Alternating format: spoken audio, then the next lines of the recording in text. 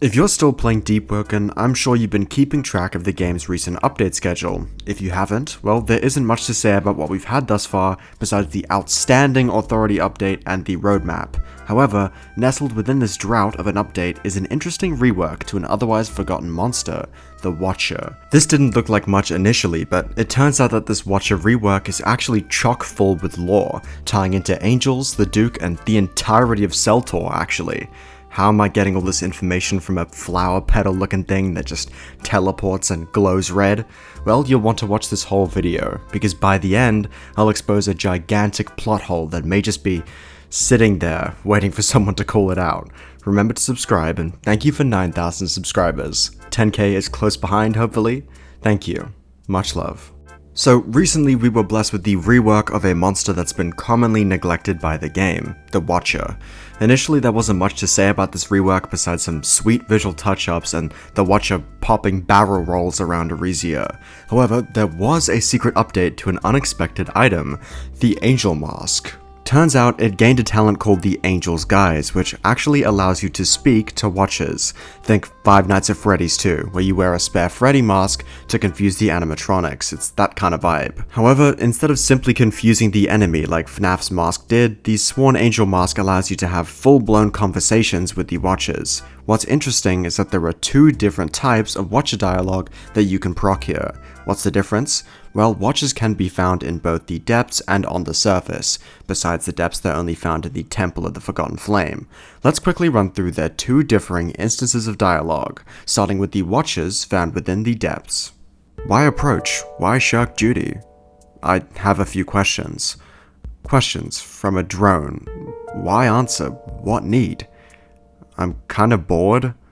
Yes, that is expected. You serve all the same. You serve until you can serve no more, and then, when you are placed on the carving table, we get your eyes, and they will reflect such miseries. We long for this day. It's been a while, I forgot. You should not be able to forget. It's etched into you. Every organ, every cell, they're bound by your vow. Even if the mind forgets, the body cannot. You speak impossibility. Right, but I'm wondering why exactly we're doing all this? We are the eyes, you are the prod. The cattle have but one place to go. They are not to stray. What was the specific wording again? Your struggle is meaningless. You will not save them. You gave up that right when you weighed your flesh over your will. Honestly, I never expected that we'd be having full conversations with these things. Regardless, it's clear that the Watchers are far more sentient than we previously thought. While there is a lot of repetitive talk of duty and vows, etc., there are some grains of interesting lore woven through this dialogue. It was really difficult to place just what angels were before this update. I believe the general assumption was that angels were simply corpses enslaved by some force of the depths. Based on this dialogue, it's very clear that the average angel is a slave, yes, but there's another side to it. Let's tread back to one line in particular, the Watcher's insistence that you gave up that right when you weighed your flesh over your will. This definitely casts some doubt on how exactly the angels ended up caught in their vow to serve the depths, because this Watcher is making it sound like a conscious decision. Weighed your flesh over your will really does sound like the angels chose to become slaves to the Watchers, hence weighing their flesh, their body, over their will. Interesting. Well, if the angels chose to serve the Watchers, we're left with just one question. Why would you ever choose to serve the Watchers willingly? The answer lies in the outfit that the angels are wearing, actually. If you take a look at the angels, they're wearing an outfit that we can obtain in-game ourselves, albeit in a different color. That's right, the angels are wearing the Celtorian Tide Knight outfit. Now, this is a pretty deliberate choice. The angels' appearance has also recently been reworked, and I've been told this has streamlined their lore. Why pick the Celtorian Tide Knight outfit for these angels? Well, it's the same reason as to why the angels willingly entered slavery to the Watchers, to survive the Great Drowning. That's right, it's my belief that members of the Celtorian military entered a pact with either the Watchers or some other entities while Celtor was drowning. In return for losing all individuality, they survived the drowning, but as angels, unable to function as humans any longer. This is why they wear the Celtorian Tide Knight armor, because they were formerly of the Celtorian military, their bodies now repurposed to serve the needs of the Watchers. Considering the angels are deployed in the City of the Drowned specifically, I wouldn't be surprised if the vow they swore to was some kind of trick involving protecting Celtor, hence why they spawn there still to this day. Regardless of the specifics, we now know that the angels are formerly Celtor military, who now serve the Watchers under vow. However, that's far from all I have to say about this. I've neglected to mention the fact that there's actually two types of angels, hollow angels and sworn angels. The sworn angel mask is what allows us to conversate with Watchers, but that's about all we know about sworn angels, because they only spawn in the Diluvian mechanism and during the Trial of One. Otherwise, you'll be seeing hollow angels everywhere else. However, we can make some deductions based on these small differences between hollow angels and sworn angels. The sworn angels' masks are lit up, while the hollow angels' masks lay dormant and lifeless. In addition, these sworn angels do not wear the dyed Celtorian Tide Knight outfit like their hollow angel compatriots, instead donning what looks like a more formal, unique outfit. Honestly, this is enough to deduce the difference between the two types of angels. The sworn angels retain some degree of sentience, rather than being totally mindless like the hollow angels. Why? Well, it's pretty on the nose. There's in fact two different angel mask variants one can obtain, the hollow mask and the sworn mask respectively, and it's indeed true that you can talk to the Watchers with both. However, the talent description remains the same between the two. You resemble a sworn angel, not a hollowed angel. Even if you're wearing the hollow mask, it still says you look like a sworn angel. Regardless of which mask you wear, you resemble a sworn angel, which is why the Watcher decides to speak with you. Okay, I'll cut the shit. They're literally called hollow angels. They've clearly got no will anymore. Sworn angels get to keep their intelligence under heavy vow restriction so that they don't run off and do something stupid, hence the name Sworn. They both originate from Celtor, their ranks filled out by various Celtorian citizens. Why are the Sworn Angels special? If it's not their former Celtorian rank, I've got literally no clue. I'm a lore YouTuber, I can't turn water into wine. As for the standard Celtorian guards, the barrelhead people, they could simply be the same, just a lower rank than the other standard Celtorian military.